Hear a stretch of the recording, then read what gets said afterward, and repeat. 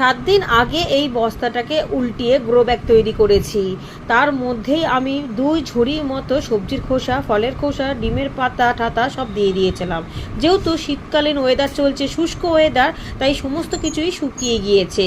এর ওপর আজকে আবারও অনেকটা সবজির খোসা দিয়ে দেবো, তবে এর মধ্যে কিছু কিছু ফলের খোসাও রয়েছে। মাঝে মধ্যে এর ওপর কিন্তু আমি ভাতও ছড়িয়ে দিয়েছি। এইভাবেই ধীরে ধীরে বস্তাটা পুরো ভরে গেলে তার ওপর গোবর সার দিয়ে শীতকালীন একটা সবজি গাছ বসিয়ে দেবো। এপাশে 20-25 লিটার ড্রামের মধ্যে আলুর শাকগুলো কিন্তু সুন্দর হচ্ছে।